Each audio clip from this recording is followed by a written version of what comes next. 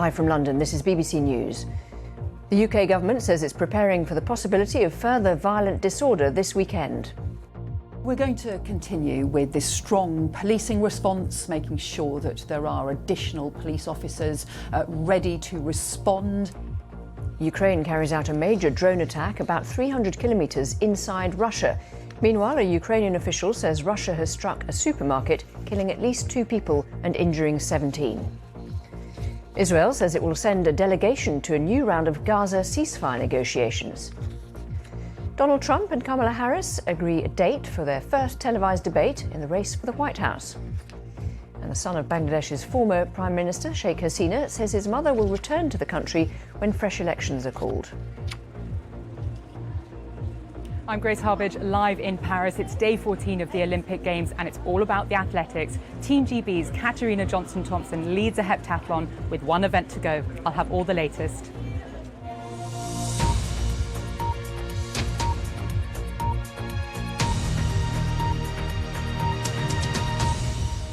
Hello, I'm Lauren Taylor. And we start with breaking news. A Ukrainian official says Russia has struck a supermarket, killing at least 2 people and injuring 17. These pictures from the local Telegram channels, which we've yet to verify, show the supermarket on fire. The building is in Kostantinivka, not far from the city of Donetsk in Ukraine's east. And the strike on the supermarket follows a Ukrainian drone attack about 300 kilometres inside Russia. That was to the northeast of Ukraine's ground offensive in the border region of Kursk. Russia says it's dealing with a 4th day of Ukrainian cross-border incursions. Well, pictures released by the Russian Defence Ministry show the target being hit by Ukrainian forces. The Defence Ministry also said it had intercepted 75 other drones. Local media said a fire had broken out at a military airfield, with local officials reporting damage to energy infrastructure. The governor in the neighbouring Lipetsk region ordered the evacuation of 4 villages. Let's talk to our correspondent in Kyiv, James Waterhouse. So, developments on 2 fronts here. To bring us right up to date. Yeah, it's quite the day already. I mean, let's start with Kostantinivka, where we're seeing some pretty troubling images of a supermarket on fire. Now, what we're being told is that it's been directly hit by a Russian missile, and you would expect the death toll of 2 to only increase. Now, this is a city which is a sort of along a string of settlements in the eastern Donetsk region, where Russian forces are continuing to push. And this is a kind of place where people get used to daily airstrikes and the residual threat of approaching invading troops. It's a very difficult existence for people there already. It reminds me of when a DIY store was targeted in the northeastern city of Kharkiv back in May, when the Russians launched a cross-border incursion around there. We're talking about civilians going about their day-to-day, really. And so, yeah, the images are certainly, it doesn't look good for Kostantinivka. But sadly, this is part and parcel of daily life in the east of Ukraine. James, just while we're talking to you, we're about to, I think, show some pictures. They're not actually been verified of that, I think, is the attack on the supermarket. But in the meantime, there's also the issue of the impact of the incursion into Russia, with Ukraine now saying that it's going to have to move people out of the area. Tell us more about that. Yeah, so these things are connected in some way. So to try and draw troops away from the east and Kostantinivka, where we've just been talking about, Ukrainian forces have mounted this cross-border attack in the northern Sumy region, where for months it had been feared that the Russians were planning another cross-border attack. So this is a significant counterpunch by the Ukrainians, because thousands of Russian troops have been gathering there. It's thought they've advanced around 10 kilometres. It's thought that they have carried out another large-scale drone strike overnight, targeting a Russian airbase where bombs were stored and fighter jets. But that hasn't brought instant relief for the Sumy region back inside Ukraine, if that makes sense, because we've seen, according to officials, an unprecedented a number of guide bombs dropped on villages and settlements there, and we've just had a real significant evacuation order for 20,000 people. It's worth stressing that this region has come under relentless airstrikes. It's a reality of being close to the border with Russia. And it's the most military activity we have seen really on this border. And we are talking about the most sort of audacious Ukrainian counteroffensive we've seen since when it liberated territory in 2022. So we look on with interest as to what impact it will have in the medium term. But for now, it's got Russia both scrambling troops to try and slow the advance, but it's also got Russia lashing out and launching more airstrikes, it seems.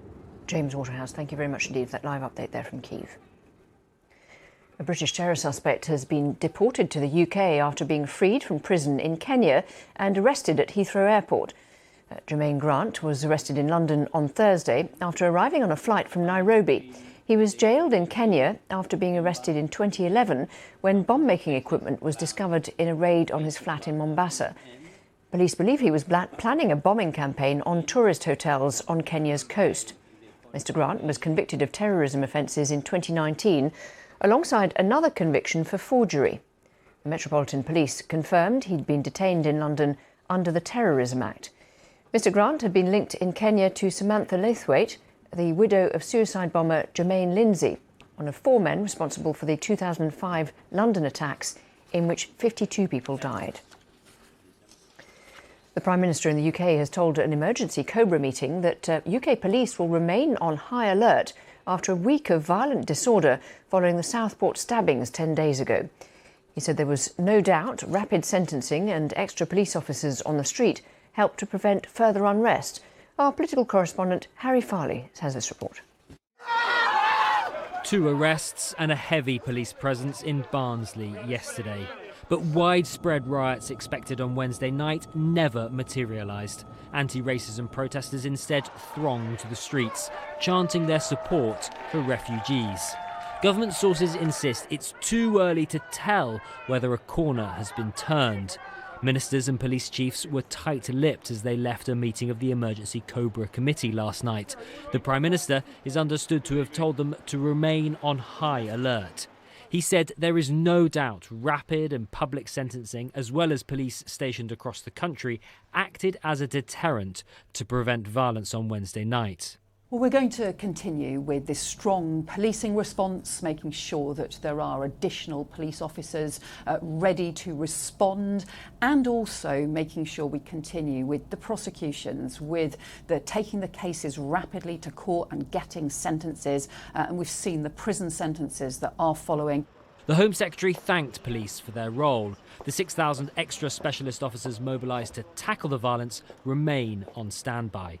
More sentences will take place today, including for those guilty of posting material online to stir up racial hatred.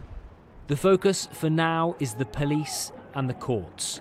But questions are already turning to the role of social media companies and whether the laws due to regulate them are sufficient. Labour's Mayor of London, Sadiq Khan, says he thinks they're not fit for purpose.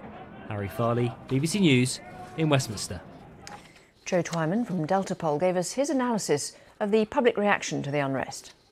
Well, there has been a small amount of polling on this from a variety of different organisations, and actually the overall story remains consistent across all of those. An overwhelming majority of more than 8 in 10, regardless of which poll you look at, do not believe that the unrest at the process is justified. Indeed, similar numbers oppose that unrest taking place.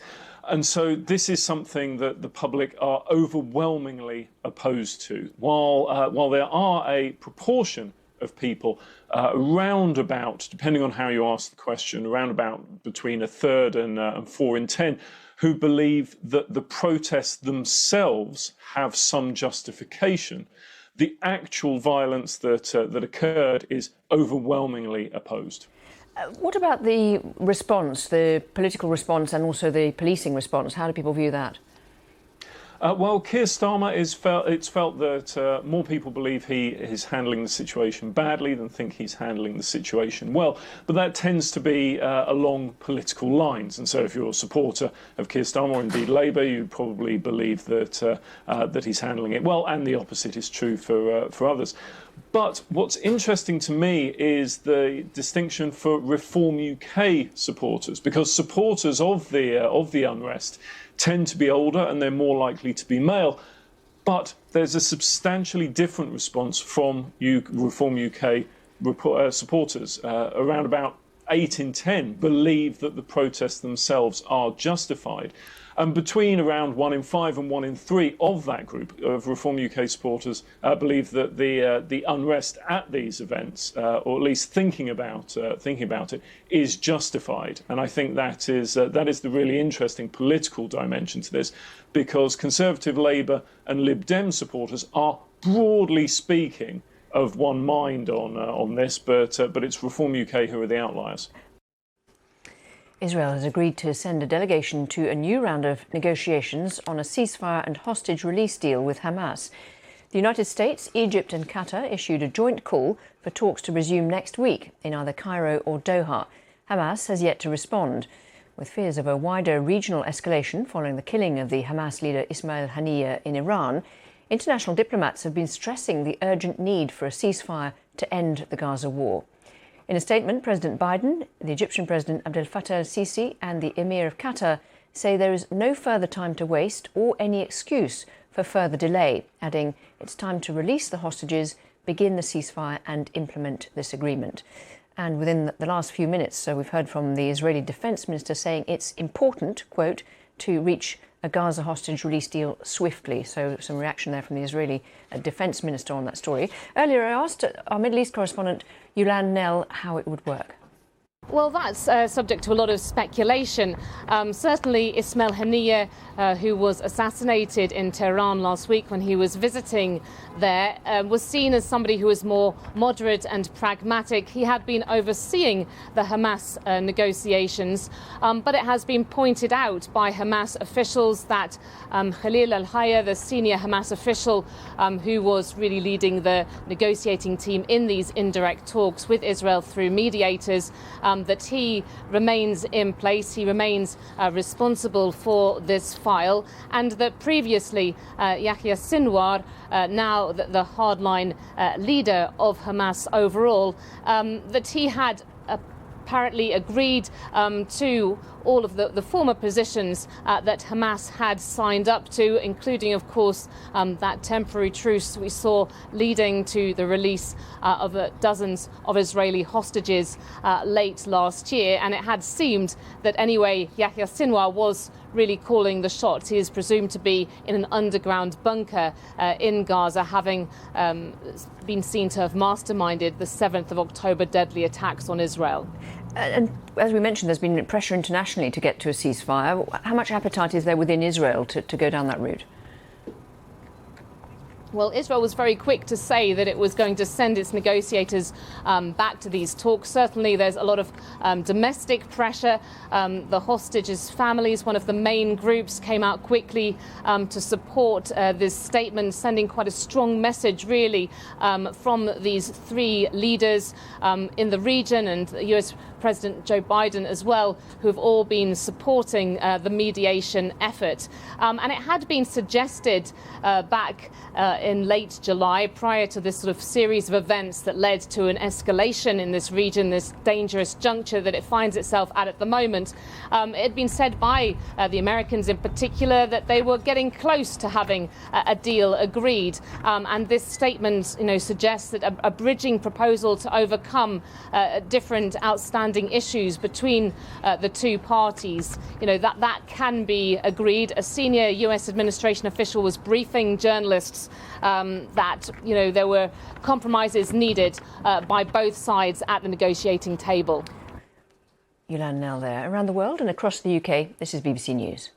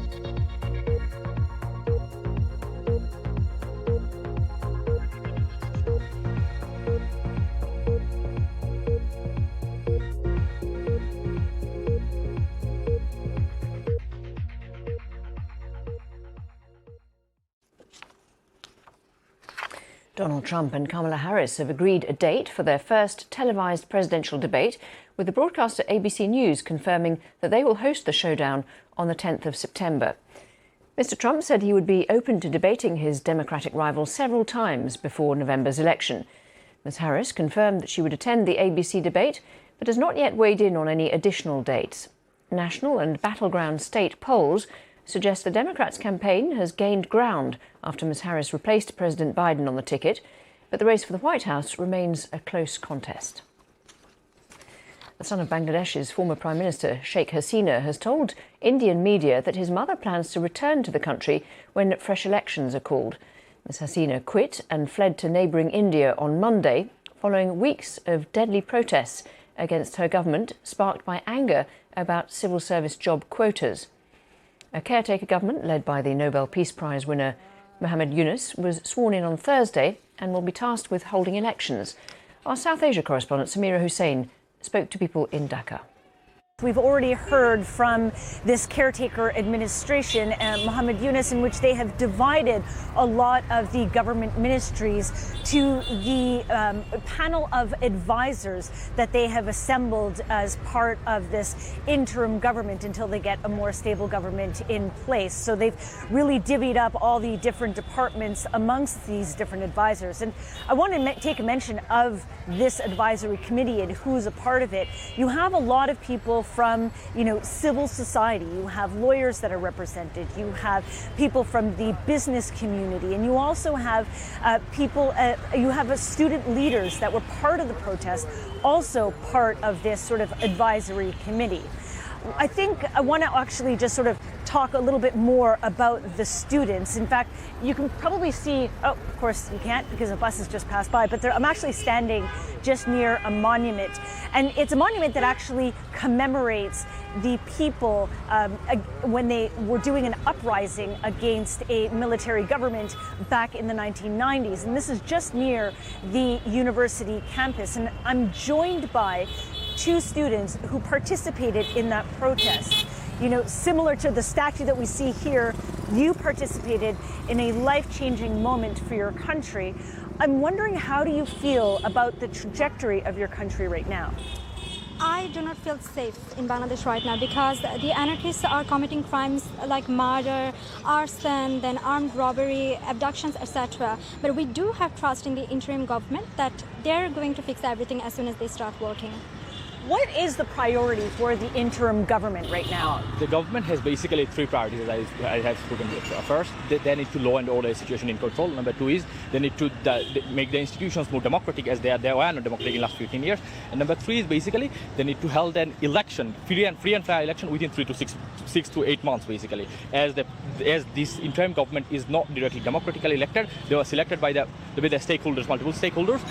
They have 6 to 8 months, and they need to ensure these three primary tasks to make Bangladesh a secular, democratic, inclusive Bangladesh. Quickly, I want to ask you, what do you make of the fact that we're hearing that Sheikh Hasina will come back to Bangladesh once elections are called? We believe that she played a very critical role in the recent student massacre, and if that is right, then she would be brought under justice. What do you make of it? I second it basically. Sheikh Hasina is a genocider. She is a genocide insider, and she has not just committed this genocide. She has already committed 3 genocides. There are thousands of abduction, killing, looting in his regime. So when she came back, we welcome her. She will basically brought under justice, and this is what we expect for basically. That's certainly looking forward, but for the moment, people here, especially students, are pretty hopeful about what comes next for their country under the leadership of Muhammad Yunus. The family of a retired British doctor have issued an urgent appeal after he disappeared in the French Pyrenees almost 48 hours ago. Tom Doherty, who's 67 and from St Albans in Hertfordshire, was travelling alone in southern France. The search, involving helicopters and dogs, resumed this morning. A fourth person has been arrested in connection with an alleged plot to attack Taylor Swift concerts in Vienna. Austrian officials say an 18-year-old Iraqi citizen who knew the main suspect, a 19-year-old Austrian citizen, was detained on Thursday night. Swift's 3 performances in Vienna have been cancelled. Let's hear from some of the fans. We're a bit sad, but we are glad. I took your line, but we are glad to be alive. So yeah, positive. Yeah, I mean, we had the outfit. We came last night. We just found about it last night. We could either be mad, but we decided to be glad. And we decided to come here anyways with the outfit we planned because we put a lot of efforts in it. And we're just having fun with all the other fans. I feel disappointed, sad, because this is a moment, a very special moment for all of Swifties, and well, it's so sad that it's destroyed right now. We wait a year to this moment, and it's so bad. Our correspondent in Vienna, Bethany Bell, updated me on the investigation. Yes, in fact, they're also questioning another person, a 15-year-old boy, and this arrest last night in Vienna of the Iraqi citizen marks 4 people that they've singled out in this. The main suspect, who was arrested on Wednesday, is a 19-year-old Austrian citizen, and he and a 17-year-old man, also arrested on Wednesday, have been remanded in custody. And Austria's Interior Minister this morning said that investigations were proceeding intensively. And have you had any more indications about how the information came about? There was some suggestion that there'd been international help in uncovering the plot. Yes, both Austria's Chancellor, the Interior Minister, and senior security officials have said they have worked closely with foreign intelligence agencies in uncovering this plan to attack one of the Taylor Swift concerts here in Vienna. We haven't had exact details, confirmation as to which intelligence services that they were. We've had reports that are unconfirmed suggesting the Americans may have given them a tip-off. But as I say, everybody who has been speaking about this in Austria has praised the cooperation that they have had with foreign intelligence services. And in the meantime, I understand that Vienna has been trying to console some of those Taylor Swift fans with free coffees and cheap trips to the swimming pool and so on. Yes, Vienna has really been trying to deal with the disappointment of the very, very many Taylor Swift fans who came here. And it was interesting. I've been out talking to a number of them, and while they are clearly extremely disappointed, I've seen people in tears. Everybody I have spoken to has said that they understand that safety has to come first, and that they are now trying to make the best of things and enjoy what's here in Vienna for them. On day 14 of the Olympics in Paris, 35 gold medals are up for grabs in events ranging from athletics to wrestling. In one of the day's first events, Hungary's Krzysztof Rozowski won gold in the men's 10-kilometre marathon swimming. We're joined now by our reporter Grace Harbage, who's in Paris with us. Grace. Lauren, good morning. Yes, day 14 here at the Olympics, so much going on. I want to pick up that point about the men's swimming. Organisers will now breathe a sigh of relief that all the events that were meant to take place in the Seine have now taken place after so many water concerns. So that is completion done in the Seine, but that of course will be back in action for the Paralympics. I want to take you back to last night quickly. It was a Hollywood script at the Bercy Arena where the men's basketball team from the USA, they beat Serbia 95-91 in a thriller of a match. Those big names stepped up for Team USA, Steph Curry, LeBron James, Kevin Durant. They were really, really needed. So now, listen to this, the final for Saturday night will be USA versus France. It's going to be huge. And last night, Botswana's Letsile Tobogo won the 200-metre final. He becomes the first ever Botswanan to win an Olympic gold.